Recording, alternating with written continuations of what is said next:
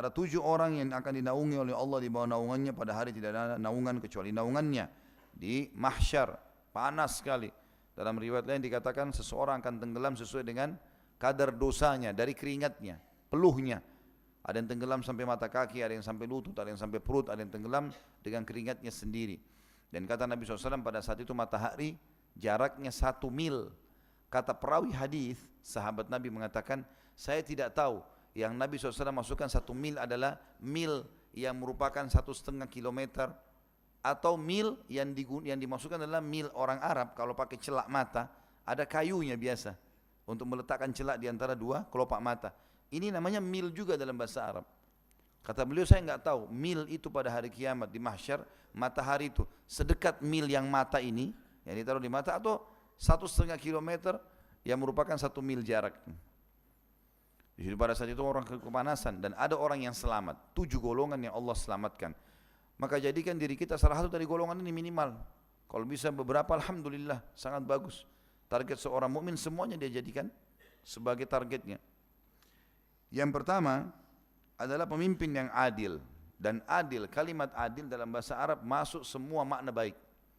Baik, santun, ramah, disiplin, tanggung jawab, jujur, semua. Itu kalau dirangkum namanya adil. Jadi kalau dalam bahasa Arab orang sudah mengatakan orang ini adil, berarti itu sudah luar biasa. Bergabung semua sifat baik padanya. Pemuda yang kedua, pemuda yang tumbuh dalam beribadah kepada Allah yang maha suci dan maha murah. Ini satu hal yang positif juga teman-teman sekalian. Jadi prinsip dasar yang sering tersebar di Indonesia, kalau saya bahasakan ini virus berbahaya. Kita sering mengatakan di umur 14 sampai 20 tahun ini masa muda. Masanya coba-coba. Masa mengetes, masa puberitas. Sehingga akhirnya pada saat itu mereka merusak diri mereka. Dengan narkotika, dengan perzinahan, dengan rokok, dengan apalah dicoba semuanya. Padahal teman-teman, umur ini, umur yang sangat produktif merupakan pondasi untuk membangun sisa umur ke depan.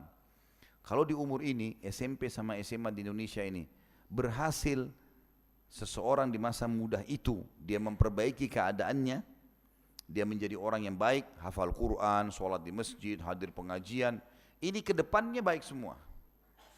Di sini dia rusak, narkotika, zina, bohong, menipu, apalah, mukul orang, tawuran, segala macam, ini ke depannya begitu terus.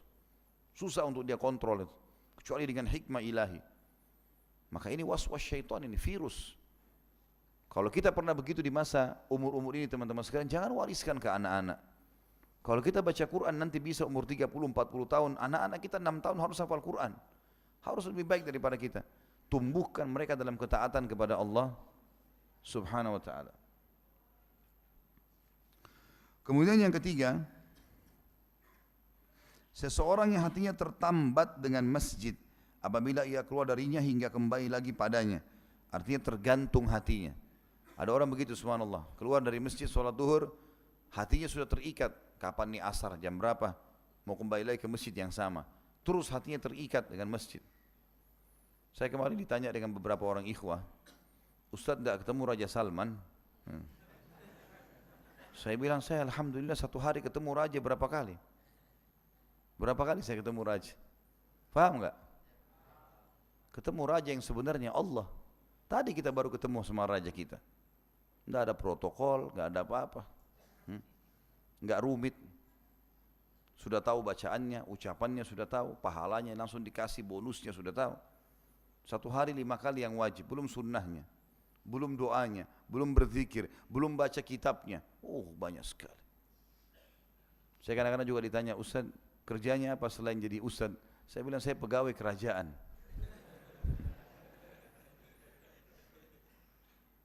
Ini rumah ini masjid yang kita sedang masuk teman-teman, lebih baik daripada 1 juta istananya Raja Dunia. Ini rumahnya sang raja yang sebenarnya. Antum ini sedang diundang ke sini nih. Luar biasa ini.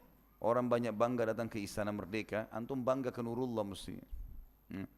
Rumahnya Allah ini. Renungi itu teman-teman sekalian. Sehingga dunia ini jadi kecil buat kita. Orang kalau selalu targetnya Allah, dunia jadi kecil buat dia. Kemudian yang ketiga, yang keempat adalah saksi bahasan kita dua orang yang saling mencintai karena Allah, mereka berkumpul atas dasar itu dan berpisah pula atas dasar itu. Sudah saya rincikan tadi dari awal ini. Yang selanjutnya seseorang yang berzikir mengingat Allah dalam kesendirian lalu air matanya berlinang, mengingat surga, mengingat neraka, mengingat kebesaran Allah, mendengarkan kisah orang-orang saleh, lalu dia menangis. Nah, ini orang akan mendapatkan, kata ulama, walaupun sekali seumur hidupnya, selama dia tidak kafir, kuasa Allah, rahmat Allah luas, Allah bisa berikan. Apalagi kalau dia sering mempertahankan itu. Dan tidak mungkin teman-teman kita menangis karena Allah kalau hati kita masih keras. Dan hati keras karena dosa, nggak ada yang lain. Kata Nabi SAW dalam sebuah hadis yang sahih, kalau seseorang berbuat dosa, hatinya akan diteteskan dengan bitik atau titik hitam. Kalau dia ulangi lagi, titik hitam lagi. Kalau dia ulangi lagi, titik hitam. Sampai nanti hatinya menjadi hitam kelam. Mau lihat orang tabrakan depan matanya kah, fenomena alam, longsor kah, petir, apa saja, orang hangus, terbakar, orang kena longsor, dia nggak apa-apa. Dia nggak mempan lagi, hatinya sudah keras. Berkarat ini hatinya. Bahkan dalam Al-Quran dikatakan surah Al-Baqarah bisa asyaddu kaswah, bisa lebih keras daripada batu itu. Ini bahaya. Dalam sebuah hadis yang lain kata Nabi SAW, hati itu bisa berkarat dan obatnya adalah Al-Quran. Baca Al-Quran, majlis ilmu seperti ini, melunakkan hati yang tadinya keras bisa jadi lembut.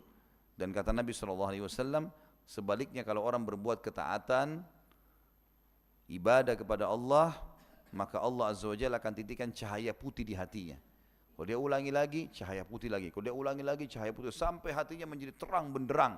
Dan bahkan sampai bisa menerangi orang yang di sekitarnya. Jadi harusnya kita lakukan seperti itu. Kalau mau menangis karena Allah teman-teman, ini bukan direkayasa. Memang dia akan datang dengan sendirinya. Kalau antum dengarkan tentang neraka, tentang surga, tentang azabnya Allah, tidak menangis.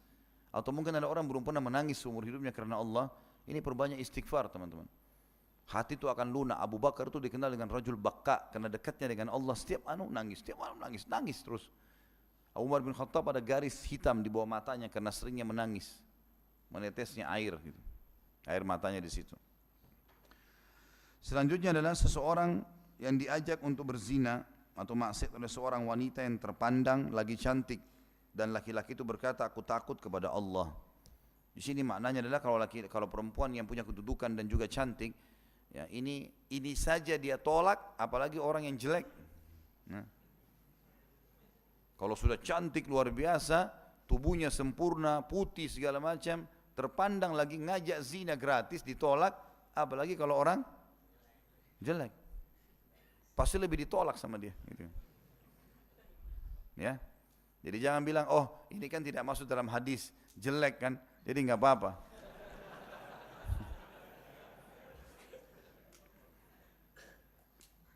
Begitu juga berlaku bagi perempuan. Kalau kita balik, kalau perempuan diajak oleh seorang laki-laki yang gagah, punya kedudukan, lalu dia mengatakan, dua-duanya mengatakan sini saya takut karena Allah.